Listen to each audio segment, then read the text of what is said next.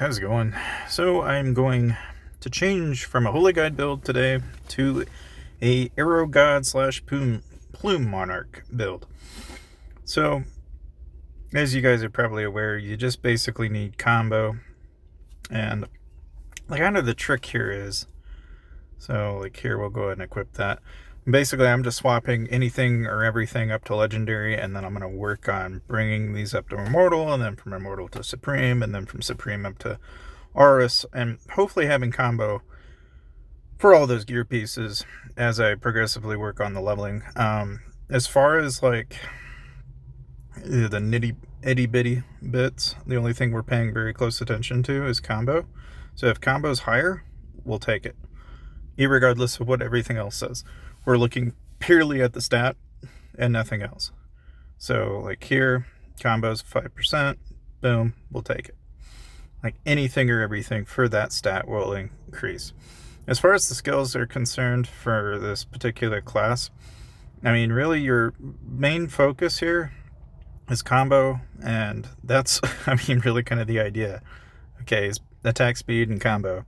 So I'm using some stuns to kind of mitigate what I feel is kind of lacking in a build like this, which is, you basically can stun quite a bit. And I feel like that works out really well. I mean, you can basically stun just like you can in a Holy Guide build, for example.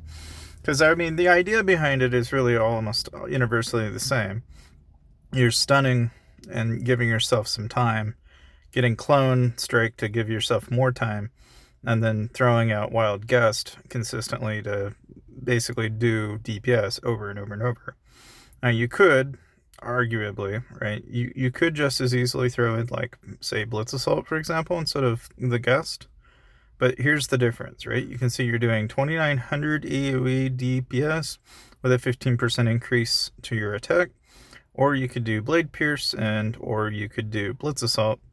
And, it's like, it's an option. You could, like, I'll show you. Like, you could take Smoke Bomb out, throw in Blitz Assault and Wild Gust, and go that route. And you'll find that it's probably going to work just as well, if not as well. I mean, the idea is exactly the same.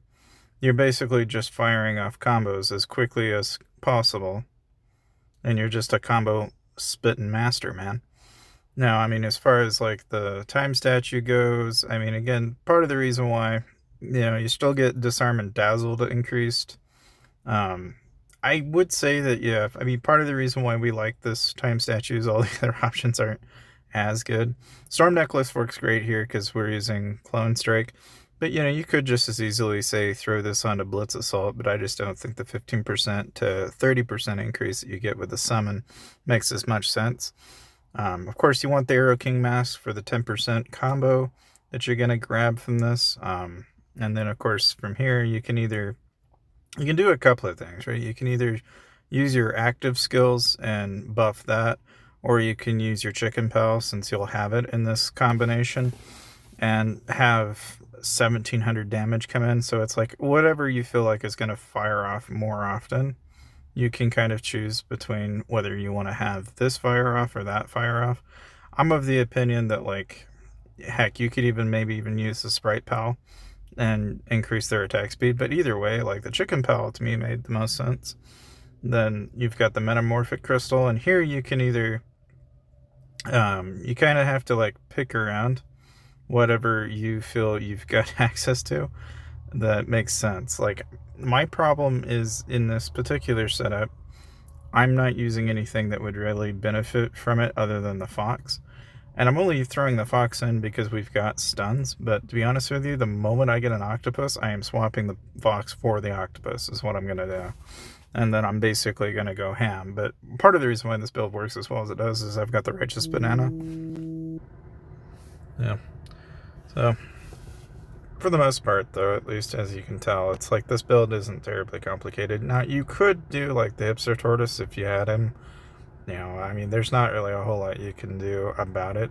Of course, you might be tempted to grab some different, types of, like, for example, you could do Snow General and reduce your enemy's attack speed in exchange for, like, say, maybe even swapping out somebody out. Like, you've got options, but like in this build, it's just, I don't know. I'm not too crazy about it. I'm just kind of, right now, I just focus on increasing my combo. That's really about all I do. You might be wondering, what is your combo rate? It's at 80% right now. So it's pretty consistent. But again, the idea is always increasing. I mean, we don't care about the stats so much as we care about the combo rate right now. We want the highest possible combo rate we can acquire. So a 0.5% is all going to get taken, more or less. But yeah, I mean, that's kind of the idea behind this build, and that's where I'm at with it so far. As far as relics go, I mean, like, even on a good day, right, I just don't have anything else to really use that relic for, so that's part of the reason.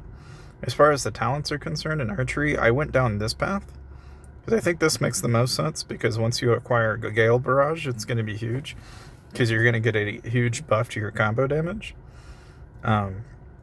Really about the only thing I got to do now is just acquire souls that are going to improve our combo damage in every way possible. So things like, say, combo damage increases are going to be vital. And of course I ended up doing a basic attack increase and a attack bonus increase. So these are two souls that I think are just kind of a given that are pretty handy to have on hand. But by all means, it's like once you've actually acquired some red souls, you'll want to eventually acquire this fusion souls. Now, in the fusion department, it's like, which one do you grab? In the case of combos, it's like fairly obvious that there's not very many items in the game that are going to give you combo damage. So the ones that do, like Blade Duo, are pretty much your go-to. Like, you're going to use a combo, and that's what's going to give you the best PvE damage possible. Obviously, when you look at counter damage is going to be huge for any PvP type players. So a lot of your Berserker builds are basically your PvP players, and a lot of your combo builds are your PvE players. So there's kind of a fine line there. That's not to say that you can't play like a magic build, because I played a magic build for a while playing this. But the nice thing is that if at any point you just decide that, hey, I don't like my build, you can always go to reset. Okay, it's going to cost you some gems, and in my case it's like 4,000 or so, right? But it's not like you're stuck to one method. You don't have to worry about wasting anything. So in a way, you can kind of just, hey, I don't like this, I'm going to move to this, or hey, I've got this, and let me move to that. You don't have to be stuck to one playstyle, and that's kind of a nice thing. In any case, we're eventually going to become a Plume Monarch is the direction that we're going to go in. So once we go from Arrow God to Plume Monarch, we'll be able to really have a lot of fun with it. But we've got to awaken, and in order to awaken in this game, you've got to do cross-server. And so I'm going ham in cross-server right now, and eventually I'll acquire another Awakening Crystal. And yeah, I mean, of course, you guys have probably heard that the event is coming, that, you could probably spend to get another Awakening Crystal, and that is entirely another option. But you can also do everything from getting the items that are available in the event and vice versa. So there's a lot of different things that you can kind of look forward to and things that you can aim for. I will say that one thing I'm going to be looking for is anything that's going to be a better artifact than what I've got now. Because this artifact is good and it gives you 1,000% basic attack damage. But, it's like compared to like a lot of the other, I don't know, man, even like the Skyward Blade is kind of an interesting one and the way it operates, but I'm really looking forward to like grabbing anything new in artifacts and kind of see where that gets us, because some of them, like Eye of the Raven, are pretty cool, so we'll just have to kind of wait and see, and hopefully it'll all pan out. But that's all I had for you guys today, so thank you guys for watching, and I'll see you guys next time.